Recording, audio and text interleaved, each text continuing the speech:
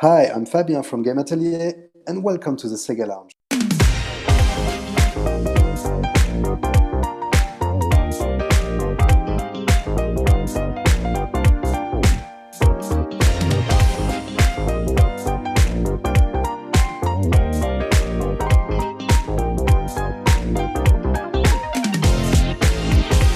Welcome to the Sega Lounge, a podcast dedicated to our love for all things Sega, be it the games, the music, or the community.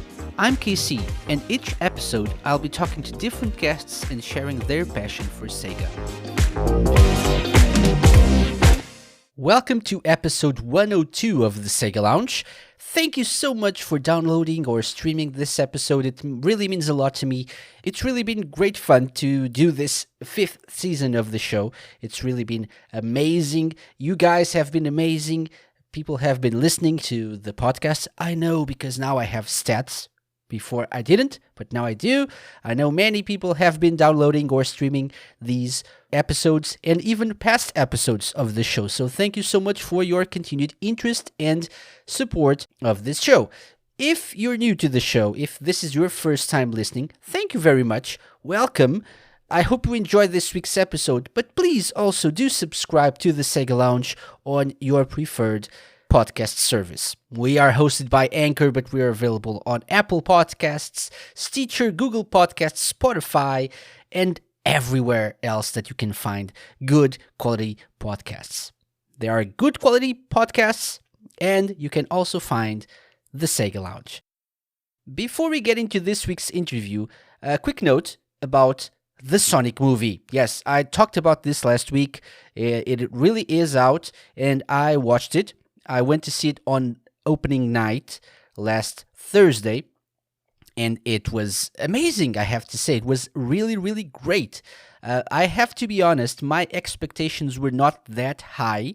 I was expecting good things, good-ish things from this movie because of the redesign that they did, the recent promos and trailers, the humor seemed on point, but it was still a Sonic movie. And we've been waiting for this for like 20 years now, too long actually, and we didn't know what to expect of it, what it would be like. And judging by the initial design of the character itself, really bad. So that meant that my hopes, my expectations weren't that high up. But I have to say, I was pleasantly surprised. I really enjoyed it very much. It was really, really an awesome movie. There were a lot of Easter eggs, a lot of great references for older Sonic fans like myself. So you will really pay attention if you haven't watched it yet. Pay attention to everything because you'll notice subtle hints at things that you love at the games, at Sonic memes even, so that's an amazing part of it. The story was okay. It was what we'd expect from this. It's a children's movie, right? It's a kids movie based on a video game. It was really not that accurate when it comes to video game story, but it's okay. It's a buddy movie featuring Sonic and a human against an amazing Dr. Robotnik or Dr. Eggman, Jim Carrey. Jim Carrey really stole the show. Really great actor, and he did he played an amazing Robotnik. One of the highlights of the movie for me, for sure. So if you haven't yet watched this video game movie record breaker, yes, it set a record this weekend. Video game movie opening weekend record. That's what the Sonic movie did. It beat Detective Pikachu, for example, and we're talking about Pokemon there, one of the biggest franchises in the world. Arguably, Sonic is one of the biggest franchises in the world when it comes to video games too, but I don't think it's that big, especially with kids this day and age. Pokemon is probably a bigger thing, and so the fact that it beat in its first 4 days, showing internationally, beat Detective Pikachu, I think it baffles me. It's amazing, and I really didn't expect it to do that well. But it's great that it did because everyone should watch it. And everyone should watch it with an amazing audience as well, with an amazing crowd sitting around you, laughing and, everyone enjoying themselves around you. Not like the people that were with me in the theater when I went to see the movie. Yes, so shout out to every single one of you guys that went to that opening night to see Sonic the movie, and you left the theater with a smile on your faces. I saw you all, but why weren't you more excited during the movie? I was laughing out loud. I was really actually kind of embarrassed because I was the only one laughing at the references, at the small jokes. The only joke that everyone, I think, laughed along with was the kid in a bag joke. I will not spoil it. I think it was in one of the promos at some point, but that was the one thing, arguably the funniest non-Sonic joke. But why weren't you guys laughing more and more excited during the showing of the movie? I don't know. But so if you were planning on watching the Sonic movie in the next few days, try to do it with a better audience than me. I don't think that's hard, judging by people's reactions on social media. You're sure to find a lot of Sonic fans to get excited about this with you. So those were my thoughts on the Sonic the Hedgehog movie. Go watch it now. Not now, though. Not now. Don't pause this. Listen to this episode until the end, because we have a great guest for you this week. This week's guest is the first returning guest of Season 5. Joining us from France, we have Fabien. Actually, Fabien. He is also co-founder and studio director of Game Atelier, the people behind one of my favorite games of late 2018, early 2019, Monster Boy and the Cursed Kingdom. This was, of course, a spiritual successor to the Wonder Boy Monster World series. The first time Fabien was on the Sega Lounge was in 2016, and there was still a lot of work to be done on the game. We talked about the origins of Monster Boy, we talked about the cancelled Kickstarter project because they received the support of someone very important, and a lot of other great things. So you can check that out by downloading or streaming episode 61 of the Sega Lounge. This time around, the conversation is focused on other things, like the aftermath of the release of Monster Boy and how people have been receiving it and what are Game Atelier's plans for the future. I hope you enjoy this. So here it is, my interview with Fabien from Game Atelier. Hello, Fabien. Everything good with you? Yes, very good. Thank you so much for inviting me again. Thank you so much for coming back on the Sega Lounge. So Fabien, it's been almost 4 years, actually, since you've been on the show. Already? Oh my God. Already? It's crazy. I just checked. 2016 was when you last were on the Sega Lounge. And we have a few questions. Obviously, Monster Boy was released.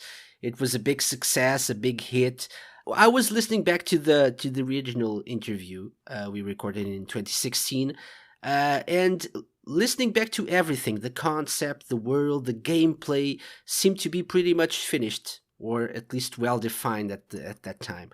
Why did it take you like 2 more years to release the game? Actually, I think the last time we talked, like in 2016, the game wasn't that polished and finished, and in the meantime we kind of redid all the graphics for all the sprites of the 85 enemies, the 15 bosses, and also the player animations. We did it almost from scratch. We reanimated everything. So just doing this was like more than 9 months of work just for that. After that, you have to know that every single puzzle and room and things that in Monster Boy that makes it kind of well polished in the end took a very long time to rehab. That, for instance, the volcano area was completely like redone from scratch from the level design perspective and game design ideas. This is something that took a long time for us to do, and also we did add the haunted house was kind of Mm-hmm. not done at the time I was talking to you, I think. So it's something that also took a crazy amount of time to create. I understand that, and I can believe that. Yeah. So I was just asking from a fan point of view, right? So we know nothing about what's going on behind the scenes. So, but at some point, you had to decide the game was done. So how do you do that from a game designer, a game developer point of view? Because I would assume there are always things to improve or change if you want. So at what point do you decide we're done, it's ready, let's go?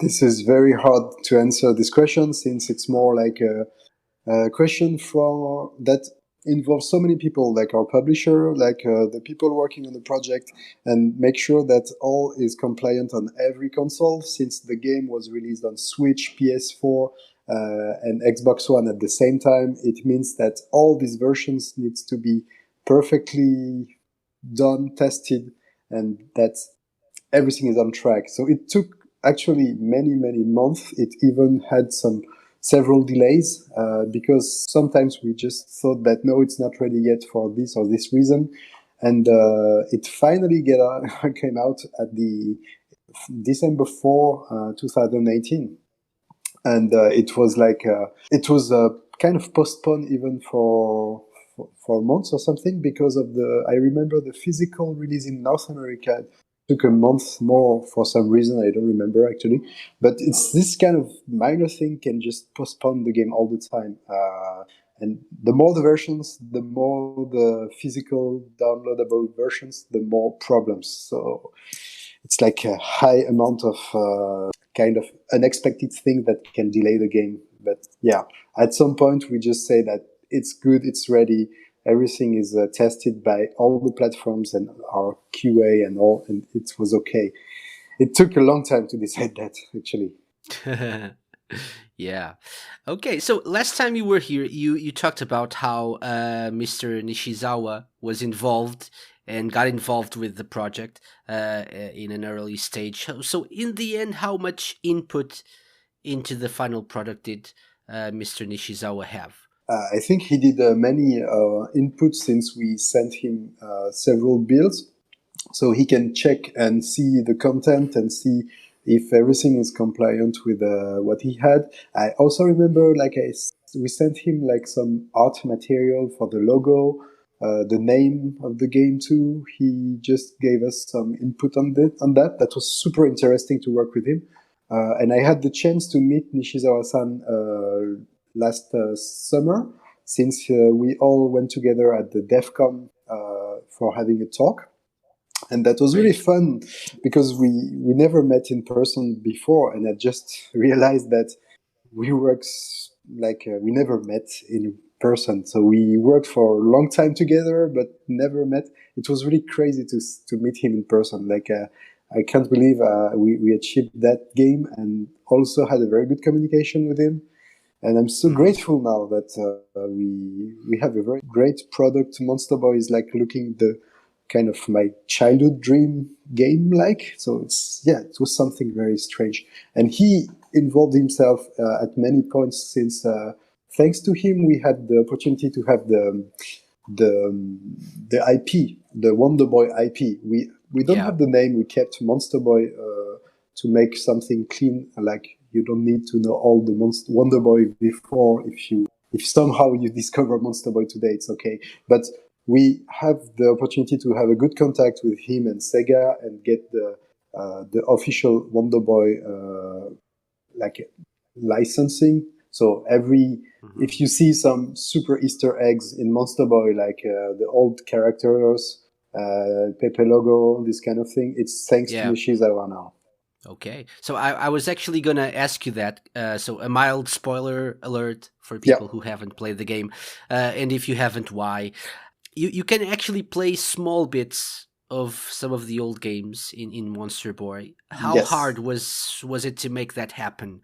So I'm assuming Nishizawa-san had something to do with that, but Sega as well. I think it was easy to make this part because the old moments that you can play in Monster Boy are kind of it's like it was fun to realize that making some pixel art specifically based on the old games, and we also have it's a spoiler alert, it's very specific, but there is this the sprite of Jin in 16 or 8-bit was very fast to make. Like it was like a couple of days, and we had all its animation because it's super simple compared to what we did for the game. So we realized the amount of work that is amazingly crazy when you do any 2D asset now for a game like that.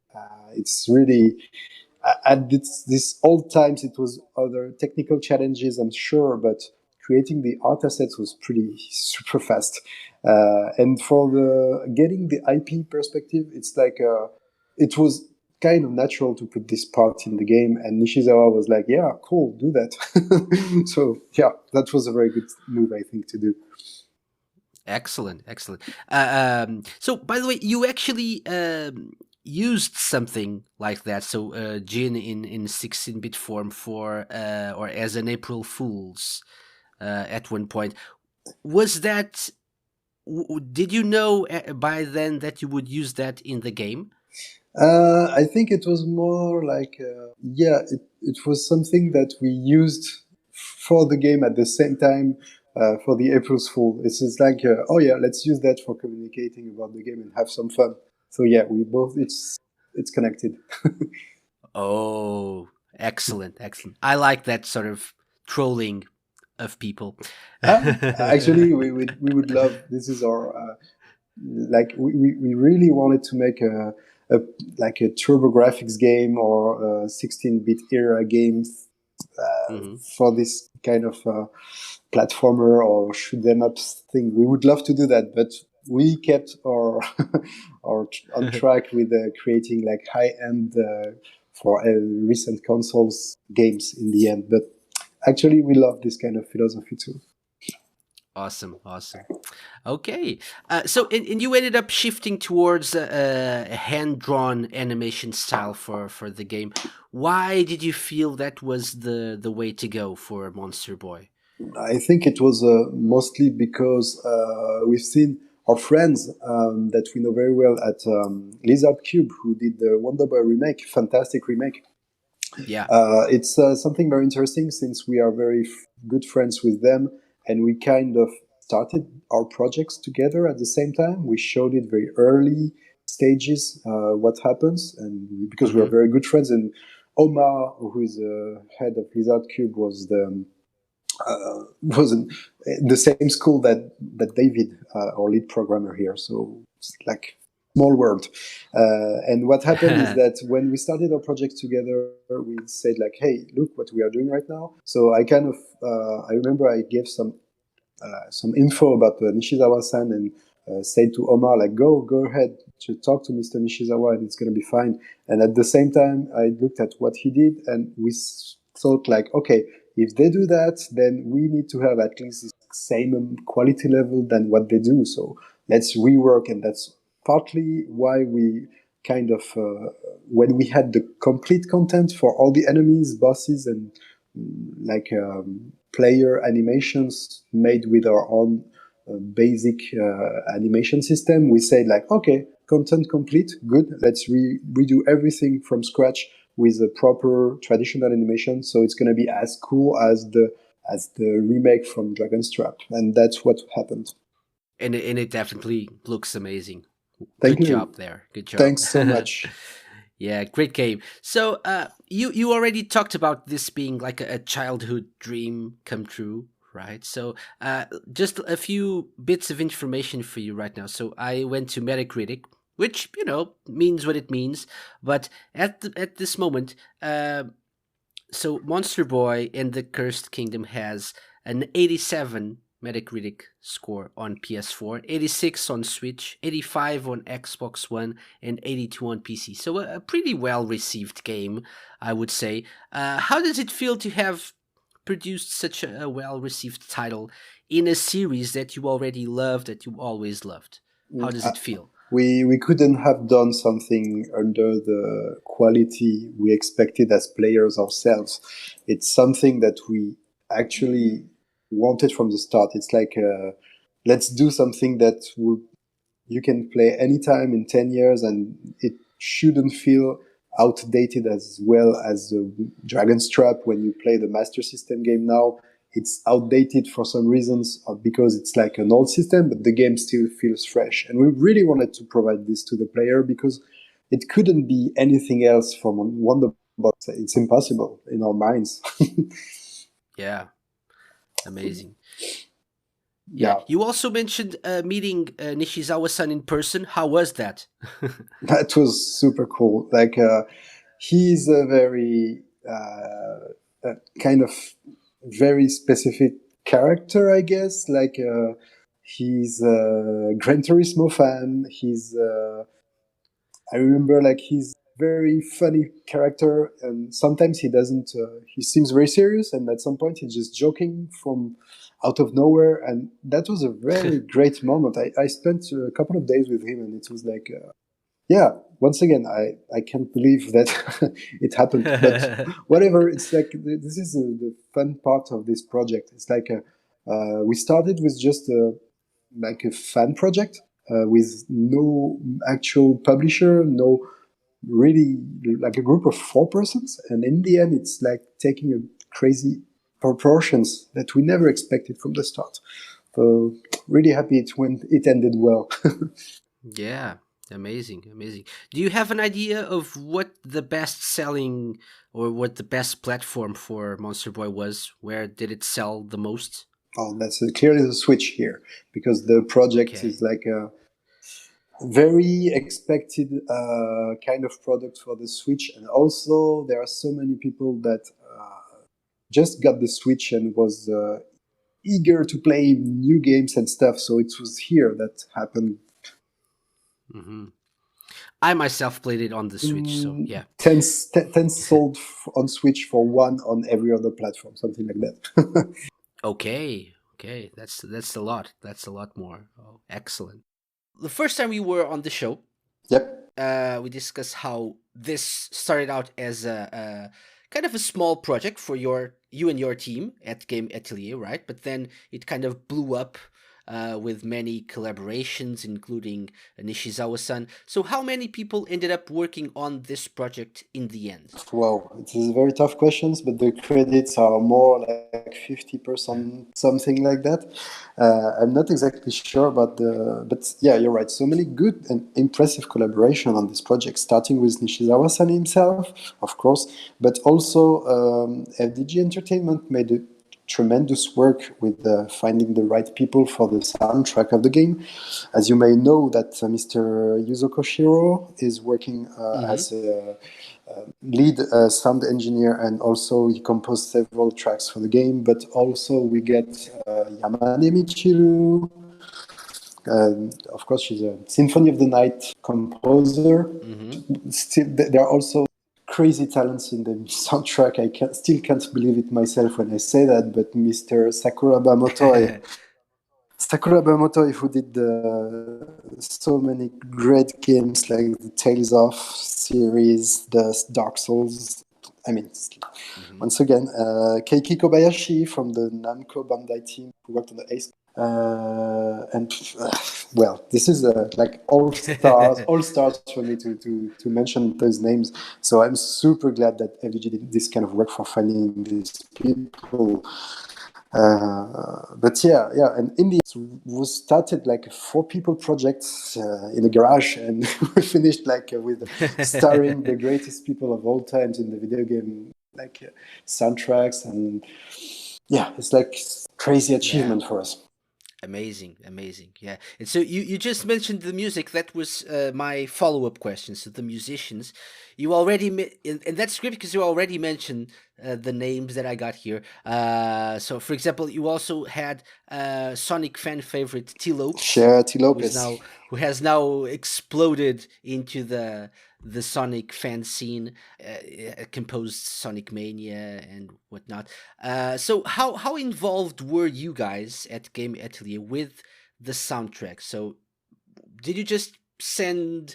Did you give any guidelines? Did you ask for any rewrites from this all-star team, or did you just say go crazy, do whatever you want, and it's cool? So it's more like FDG did handling the many things to work on the soundtrack because they wasn't.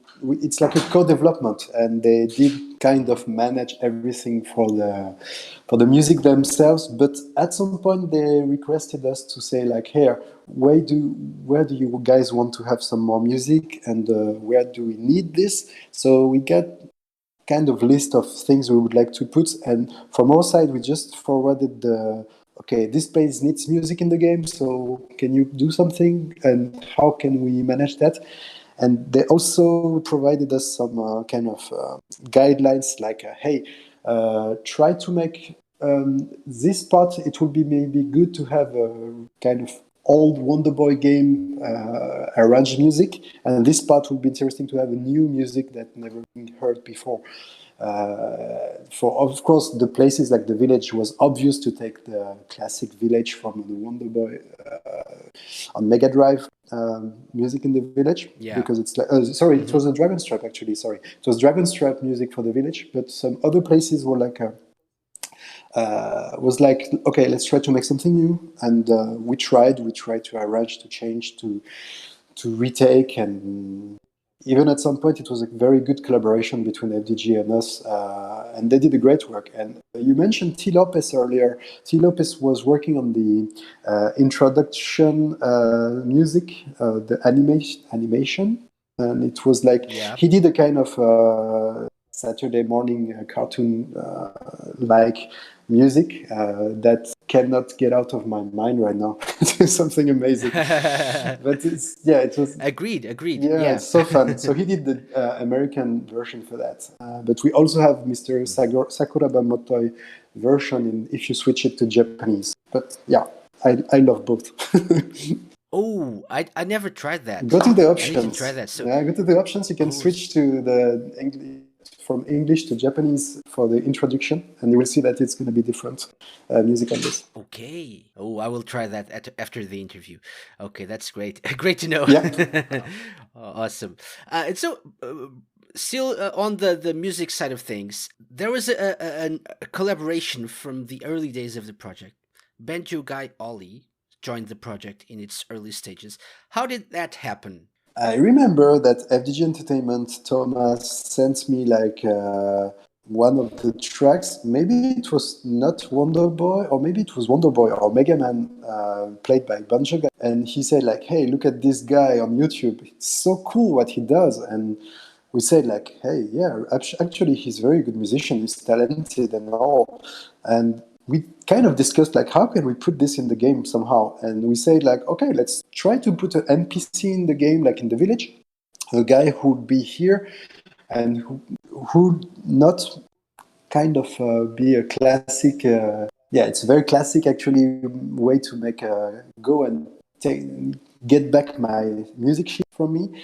And we added this guy. And what's cool is that what you can unlock with what you get from Banjo Guy all in the game, it's a very, very awesome bonus. But you Yeah. know that maybe, but I won't spoil it. No, no No spoilers. No spoilers. spoilers. Yeah, But yeah. this is actually very cool because every time you unlock a music from him, you can hear his own versions from the old Wonder Boy tracks.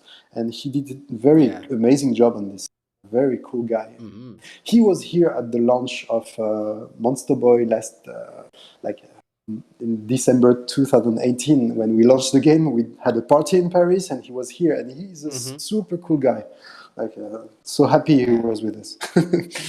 Yeah, that was a bit of a surprising collaboration, I think. But I wasn't expecting it. But I actually went through the dev blog for Monster Boy, and I noticed that it was actually something that came up early in the developing stages of the True, game. true. So Did you know this guy before? yeah, I know him from the Sega fan community. There's Excellent. a Yes, he was the one of the better known musicians in the Sega fan community scene when it comes to musicians. He's a well-known YouTubers. So yeah. Yeah, and he's a crazy collector of any kind of old systems, and he has. I'm jealous of his arcade machines collection and every MSX related stuff. He's crazy, very crazy guy. In a good way, in a good way. Of course, but we all Of are in a course, of good course. way, you know. Yeah. Oh, some not in a good way. But let's not talk. Let's not talk about me now. Okay. So, talking a little bit about the story and the characters. So last time you were here, you discussed how the story would go, and we talked about that. So people can just go listen back to that episode of the podcast. But can you tell me how you came up with the concept for Jin, for the other characters? Why exactly did you go with a boy, for example? Why the uncle? Why the brother? And all of that. All that stories. I think the story from Jin started very early in the process, and we kind of, as I think it's natural to have a character that evolves over time in the process of making the game.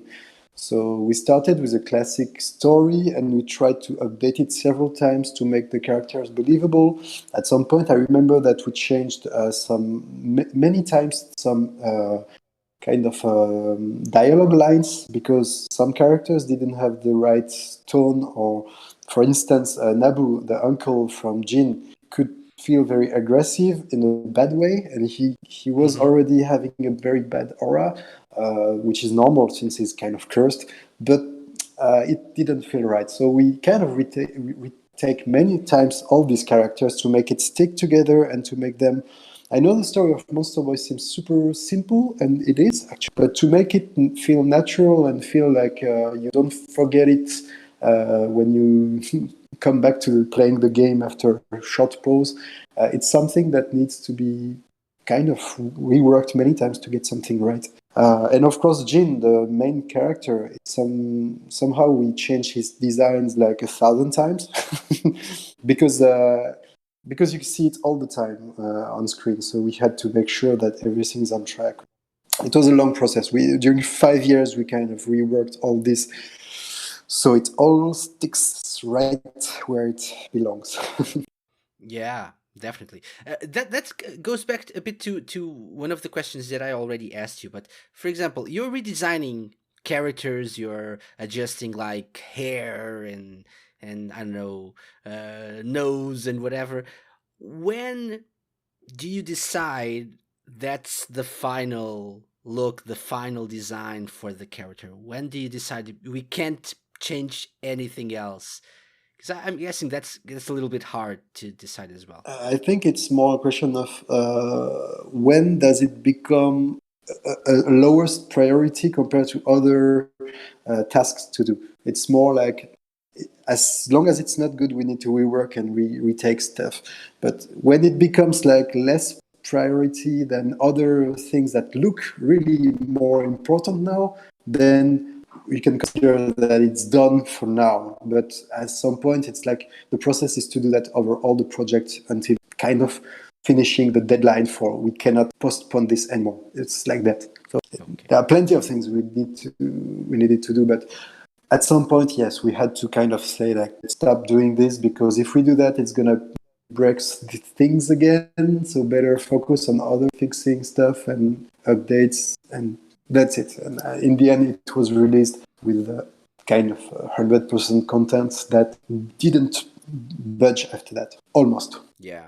Okay. Yeah. It's a tough decision, but at some point you have to just stop and Yeah, and go to other things. exactly. Yeah. And it's an iterative process in the whole natural way to say that, okay, it's still not here, let's try again.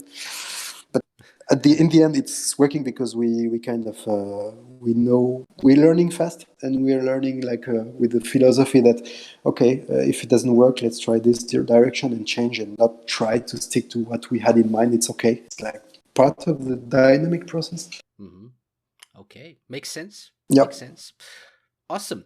Okay, so Fabien, let's take a quick break here on this episode, and when we come back, I don't know if you remember, but we usually have a little surprise for our guests. Oh yeah. So we oh yeah, it does. So we have one of those. It's a little bit different this time, and we have some more questions. But let's take a quick break, Great. and we'll be right back.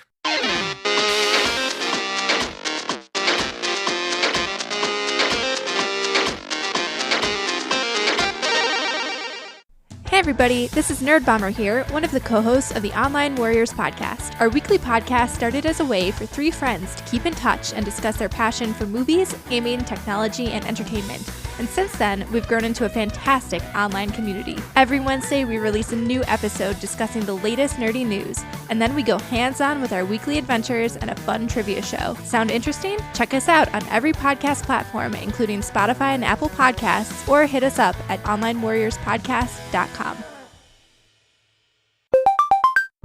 This episode of the Sega Lounge is sponsored by Red Balloon Parts Shop, the #1 supplier of engines and weapons this side of the Fantasy Zone. Feeling heavy? Why not try our best-selling Big Wings for an extra boost? Can't seem to hit that sweet spot that destroys the boss? Check out our 7-way shot option. And don't forget to take 1 or 2 heavy bombs with you next time you visit us. Red Balloon Parts Shop. Find us wherever red balloons are floating.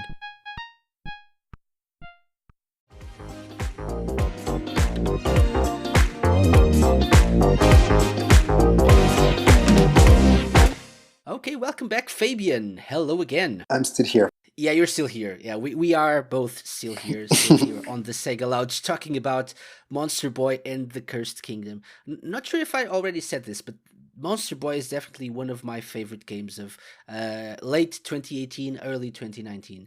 I actually I think I completed the game in late January last year, so... And I actually 100%ed it, so... Wow. It gave me it cost me a little time and effort, because time is a valuable and rare commodity these days for me. But I was able to do it, and it felt really good. Thank you so much for going to the 100% because it's crazy hard and long to do that. But I hope it's worth it. Thank you for the amazing game. It was really fun and really worth it at the end. So before we get into that surprise that I was mentioning, one question for you. So what kind of a personal question? What's your favorite transformation or power in the game? If you could choose just one. I think it would be the frog, because this is something during the production of Monster Boy that was kind of a little bit not that complicated to make, but the satisfaction of using the frog's tongue and attaching it to all the things that super fast and the races and the designs of the frog itself. I think it's one of my favorite transformation in Monster Boy, for sure. Ooh, great one. Yeah, awesome. Okay, so yeah, I'm not sure if I could choose one, to be honest. I don't know. I really like most of them. I really love the pig. Oh yeah, of course. For just for being the pig. I for the idle designs. animations, the design, the sniffing part. That's amazing. It's true, and also it's like the origins from the legacy from Wonder Boy games. It's like exactly bringing back memories of the church keeper. That's true. Awesome. Okay, so it's time, Fabien, for a little thing we like to call the Sega Lounge Challenge. Oh my god. Yes, that is the correct reaction. Now that you know our guests, it's time to put them to the test. It's the moment we've waited for, and the moment they dread. Welcome to your doom. I mean, welcome to the Sega Lounge Challenge.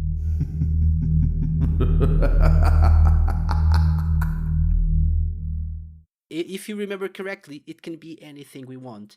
But last time, you actually had to answer a quiz or take a quiz about the Monster World Wonder Boy series. Yes. This time, I thought to myself, let's test this man in regards to his knowledge of Monster Boy in the Cursed Kingdom. Oh my god. How well do you know the game that you made? Actually, I'm surprised, but I can totally forget so many things about this game. But let's go on. Okay, let's have fun. Yes, and you'll see that you can forget a lot of things, especially with some of the questions that I have here. We'll see. We'll see. Okay.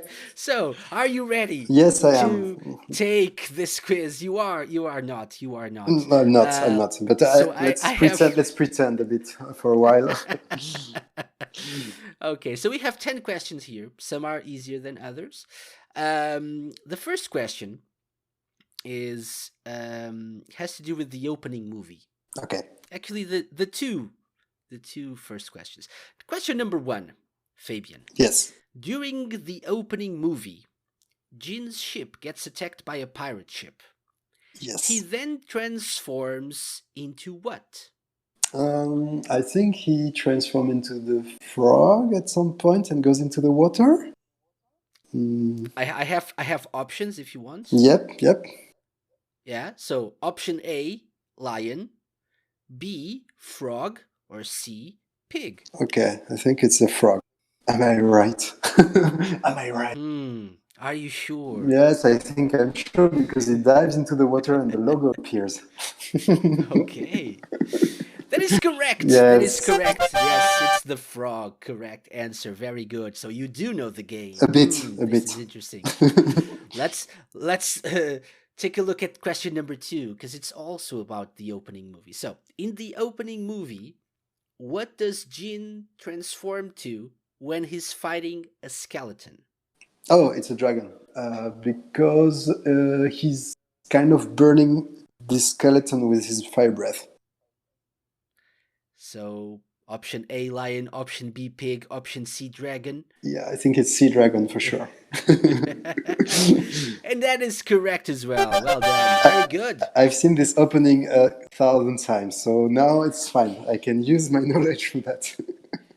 You're crushing it. You're crushing it. Okay. Awesome. Awesome. Okay. So, the next few questions are not about the opening movie. So these are about people or companies that collaborated with Game Atelier in creating Monster Boy. Okay. So how well do you know them, in truth? So question number 3 is about FDG Entertainment. In 2017, FDG published a Zelda-inspired action-adventure game on Steam and Switch that features a female protagonist. What's the title of the game? It's Blossom Tales, and the character is Lily. Okay, so I will read the options. Anyway, Oh, sorry, there are options. It's fine. No, because maybe you'll want to change your answer after you hear. No, I won't. I know. Okay, but come on, go on with the option options. Option A, Knights of the Rose, Lily's Quest. Option B, Castle Pixel, Tales of Adventure. Option C, Blossom Tales, The Sleeping King. Yeah, that's the one. So option C. Yeah, sorry, I forgot there are options all the time. No, it's cool. It's cool. You don't need the options. You just answer. That's it. Amazing. That is correct. Obviously, Yay. Blossom Tales. Great little game. Great little game as well. It's fantastic. It's super cool. And fun fact: Miguel did the writing of the dialogues, and he's the one who did also all the writing of the dialogues for Monster Boy. So we know him very well. I didn't Hi, know Miguel. that. Hello. Awesome. So that's question number 3. 3 for 3. Amazing. You're doing great. Let's take a look at question number 4, Fabien, about T-Lopes. Yep. Since working on Sonic Mania, T-Lopes has collaborated on different Sega projects. Which of the following did he not compose music for? So we want the one that he didn't work for. Option A, Choo Choo Rocket Universe. Option B, Team Sonic Racing. Option C, Sonic Mania Adventures. I would say Sonic Mania Adventure sounds like a trap, but let's try that. I'm not sure at all. So I'm talking about Sega projects, right? So Yeah, true. So And this is one that he wouldn't collaborate, right? and the keyword here is projects. Uh-huh, okay. So, not sure if I'm helping or not, but yeah. So you're going because with- Sonic Mania Adventures, I know he did Sonic Mania for sure, but Sonic Mania Adventures, I think it's kind of another project that's not Sonic, the same Sonic Mania. Let's try the option C. Let's go with Maybe I'm option wrong, C. but whatever. Yeah, let's try. Maybe I'm totally wrong. Sorry, T, if you hear me, I'm sorry. And you should be. It's the wrong answer. Oh, it was Choo Choo Rocket? Yes, No. yes, it was Choo Choo Rocket Universe on Apple Okay. Arcade. Yeah, so Sonic Mania Adventures, and that's why I was saying projects, because it's not a game. Okay, Where I see. Sonic Mania Adventures was that short animation, those animated shorts they did to promote Sonic Mania Plus. I see, okay, I see, And he actually sorry. did some work on that as well. He also worked Okay. on Team Sonic Racing, but unfortunately not on Choo Choo Rocket Universe. Yeah, I knew about the Sonic Racing, but I didn't know about Choo Choo Rocket or even what was actually the Sonic Mania Adventures thing. But now you know. Very Thanks. very cool animated shorts that you definitely should check out on YouTube if you can. Sure. Really funny and really short, so they won't waste your time. Okay. Okay. Question number 5, Fabien. Are you ready? No, but let's go. This one is about Yuzo Koshiro. So, which of the following games did Yuzo Koshiro not compose music for? Okay, so again, we want the one that he didn't work in. So, option A, Shenmue. Option B, Etrian Odyssey 5. Option C, Sonic Chaos, also known as Sonic and Tails in Japan. Wow, that's really hard. I would say Sonic Chaos. I don't know why, but let's try. That is often the best way to go. Just Okay. choose the one that you don't know why, but you feel like, yeah. No, I feel like it. I know that he did some Etrian Odyssey for sure, but I guess he did some Shenmue stuff at some point. Which Shenmue was it? Like the first one? Or? Yeah, the option was Shenmue, so I think you can read it however you want. So I keep my option C. C, Sonic Chaos. So yeah, let's try you're that. saying that he did not compose music for Sonic Chaos?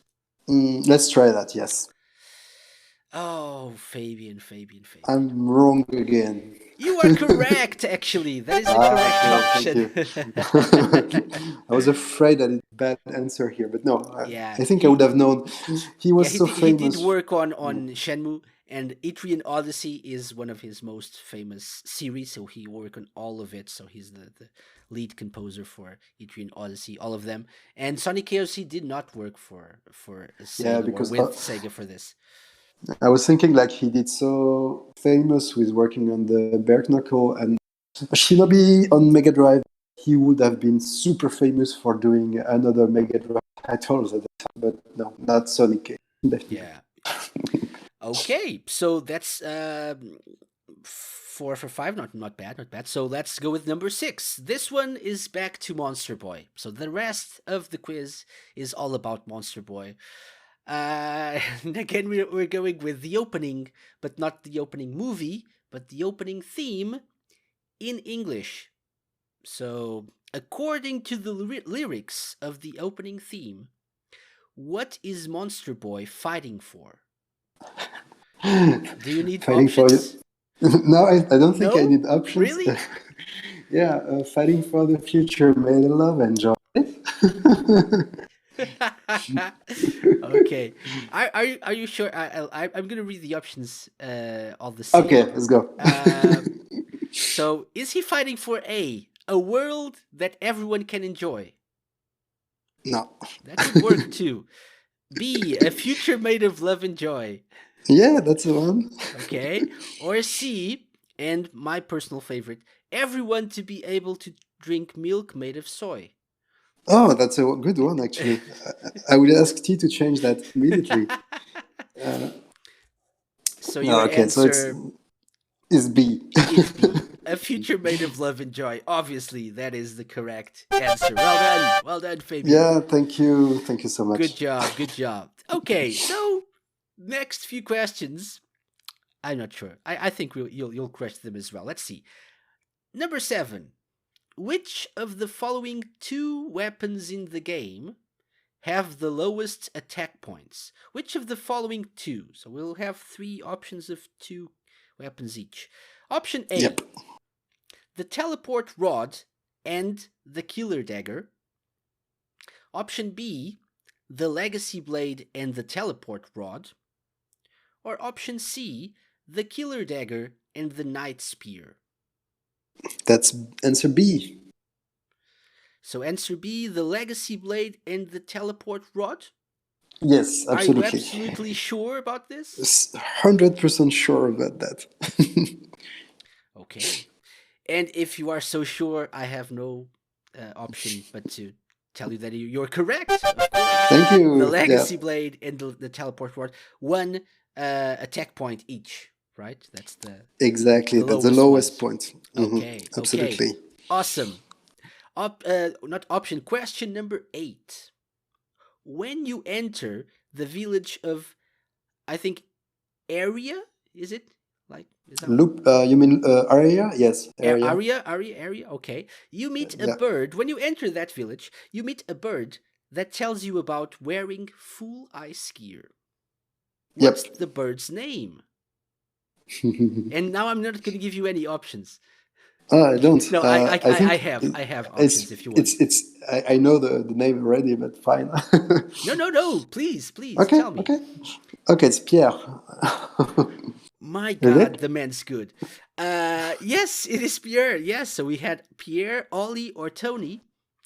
Obviously, Pierre is the correct answer. Amazing. Yes. Great. Okay. So that's the one. And for the short story behind it was fun because Pierre was the name given to this kind of bird that has a little.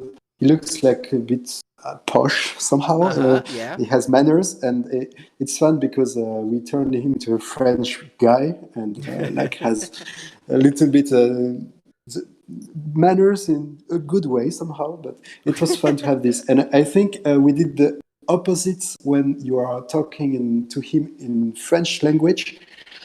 He's English, and he's like very like a UK British kind of guy. Like has manners too, but in English. Okay, that's a very fun fact there. Excellent. That's amazing. Awesome. Okay. Question number 9, Fabien. Almost there. 2 more questions. Almost. I think you're good. This one is pretty easy. If you were able to answer the weapons one, this will be easy as well.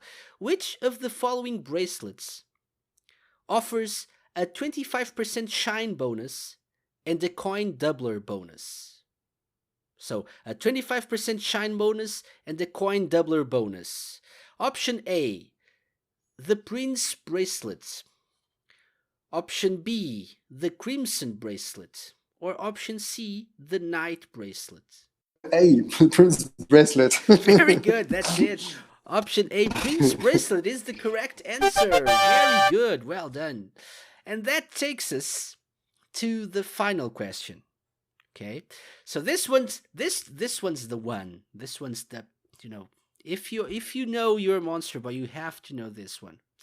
Okay. So, on the title screen for Monster Boy and the Cursed Kingdom, Fabien, in what order do the characters appear on screen?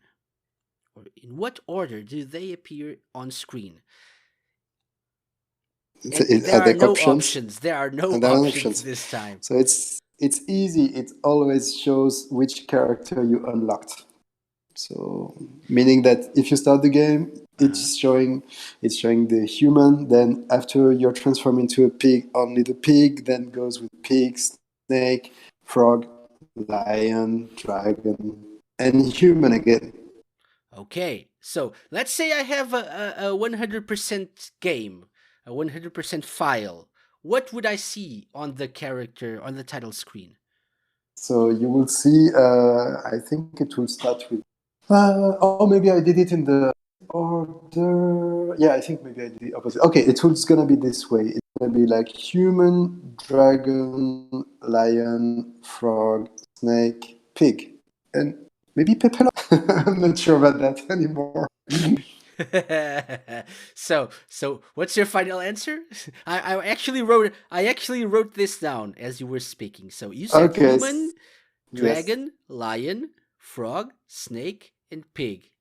Yeah, And that's it. perhaps Pepelogu. Yeah, right? perhaps So because I'm not sure. perhaps I know or he's. yes or no? I think he's here. He's here when you have when you start the game and meet him from the beginning. Oh damn, I can't remember. Okay, let's say that Pepe Logo will not be here at this point. So I'm not sure. So the final answer would be a human, dragon, lion, frog, snake, and pig. Okay, let's try that. Yes. Is that it? Yeah. Yeah. Okay. Okay. I will say this is incorrect. Oh. Okay. But since you actually mentioned this the first time, I will give you the right answer because at the end you indeed have Pepelogu as well. So human, okay. I wasn't dragon, sure. lion, frog, snake, pig, and Pepelogu. So you're right. Okay. You even know this. You even know this. Thanks for the point. I wasn't sure about Pepe Logo actually because I don't remember if he was still here when you have all the transformations, but seems so. So I'm not that wrong in the end. Yeah. I checked. So I thought to myself, what could be the hardest question to ask a Fabien? Apparently, the hardest question was about T-lopes. Yeah, true. But I thought it was this. No, it's very good. Thank you so much for the quiz. It's really fun. Thank you very much for being a good sport and amazing job on giving almost all the answers, all the correct answers. Okay. Thank you so much. Thank you. So Fabien, before I let you go, thank you again for coming. So first of all, the obvious question: are there any plans for a sequel? No, there is no sequel at the moment for Monster Boy. Since we are still updating a bit the game for patching, especially on PC, and we started a new project with FGG Entertainment. Okay. That is very early in the process, but it's obviously not Monster Boy 2, so I can say that. Okay. So is that what you're working on right now? That new project? Yes, Yeah. Something new, something coming very later. I don't know. Very later, exactly. Okay. So yeah, like when it's done. Yeah. How often do you have the freedom to do that? How often can you just work on something and when it's done, it's done?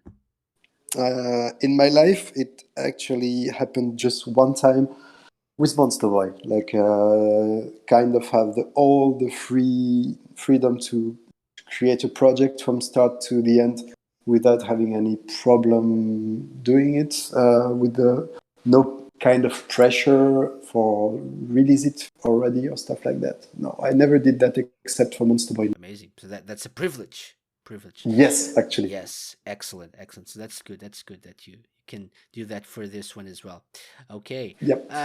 So anything that you would like to say to the fans, or actually, let's divide this into two things. Anything you'd like to say to people who've played the game and loved the game, enjoyed the game, first of all? So thank you so much, guys, for playing to Monster Boy, because it's something I think kind of for making it and for having the chance today to play some kind of old series that actually not so many people, except the real true ones like you, to play this sequel that is actually was a perfect project for comeback, and we are so happy to see that so many players are playing it today. Thank you so much. I don't have the words for that. Just thanks you. Awesome. Awesome. That's the best word. Well, those are the best words. Thank you. Okay. What about the people who haven't still tried, who haven't yet? That maybe they've seen people rave about Monster Boy. They've seen it on the eShop on Steam, but on the PS4, I don't know. But they just don't know if they should play it. What would you tell them? It's very easy. If you haven't played Monster Boy yet, just have the demo if you can. I know that it's not available on all the platforms, but if you can try it, see how it looks, how it feels. If you don't know anything about Monster, no problem. You don't need to know anything about Monster World or Wonder Boy games. Just have fun with this game. Just try it, and if you like it, just thank you for purchasing the full version and have fun. The most important thing is to have fun, so just try it and hopefully That's it. Exactly. I don't think it's hopefully. They will definitely have fun if they try it, so they will be hooked. I'm sure. Thank you. Yeah, awesome. And so one final question. That's something that I like to ask all of my guests. Fabien, do you remember that in the 90s, especially in the US, Sega marketed the Sega Genesis as having blast processing, right? So that was something that apparently made it better than the SNES and whatnot. So if you could add blast processing to anything in the world, what would it be and why? Blast processing. That's a good question. What if we could blast process love and the love you put into your projects? Like everyone who does something and put some heart into it, do it with blast processing philosophy when you do something with love. That would be the best thing to blast process. Everything you love, put the blast process on it. That's an amazing answer. That's a really great answer. Probably one of the most original I ever heard. Yeah, that's the most original question I ever heard. So. Okay, that's great to hear as well. Okay, so awesome, Fabien. Thank you very much for coming back to the Sega. It's all my pleasure. Yeah, and thank you again to you and your team for working on this amazing project. Really fun game, and hopefully people listening to us who haven't tried it yet will do it, and will get and you guys will get the love that you deserve for this amazing project that you made. Thank you so much for playing it, for inviting me, and I'm really glad that you enjoyed Monster Boy and that you can share the love about it right now on Sega Lounge. Thank you.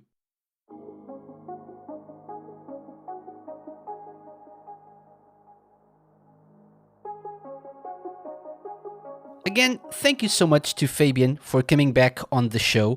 It's been lots of fun catching up and talking about Monster Boy and the Cursed Kingdom. And he did a great job on the Sega Lounge Challenge, right? It was hard. I thought it was hard, but he nailed it. Amazing. I hope you guys enjoyed that interview, and I hope you guys also enjoy Monster Boy and the Cursed Kingdom. If you haven't tried it yet, it's available on Steam and all the consoles, so please do check it out. It's almost time to close the doors of the Sega Lounge for the week, but before we do that, let me just mention a new book that is out now by Read Only Memory.